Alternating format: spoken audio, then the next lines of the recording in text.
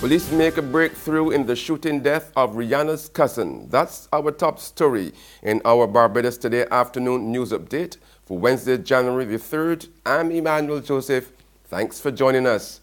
Police have made a breakthrough in the shooting death of Tavon Allen, the 21-year-old cousin of Barbadian superstar Rihanna. They have arrested and charged Sherwin Williams, 23, of Whitehall No. 1, St. Michael, for his murder. Williams was expected to appear in the District A Magistrates Court today to answer the charge. Allen of Lakes Close, Eden Lodge, St. Michael, was shot multiple times by a man on December the 26th while walking through a track near his home. He later died in hospital after being rushed there by private transportation. Meanwhile, police are investigating an armed robbery on the island's south coast. Law enforcement officials say that in the wee hours of yesterday morning, 3 men brandishing guns attacked and robbed 63-year-old Emerson Trotman as he returned to his Maxwell Christchurch home. Police report that the men, who were on the Trotman's property when he arrived there, took his money and jewelry before fleeing the scene. It's not known how much money they got. A Canadian visitor has been fined for trafficking cannabis in Barbados after arriving here at Grantley Adams International Airport on Old Year's Day. 24-year-old Michael Sylvester was ordered by Magistrate Lauriane Smith-Boval to pay $80,000 on the offense or spend 2 years in prison. His lawyer paid the fine. Sylvester was, however, convicted, reprimanded, and discharged on 3 other charges of unlawful possession of cannabis, possession with intent to supply, and importation. He had pleaded guilty to all the charges when he appeared in court yesterday. There's regional and international news after this short break.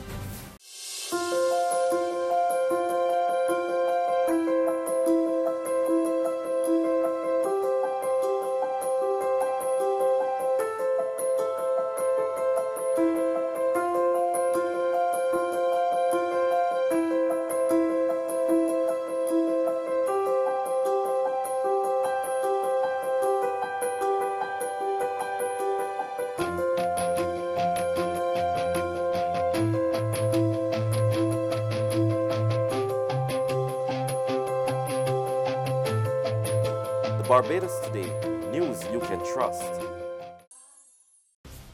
We are back with news from the region now. Trinidad and Tobago's Prime Minister Dr. Keith Rowley has sent a formal request to opposition leader Kamlas Prasad Bisesar to discuss nominations for the next president of TNT.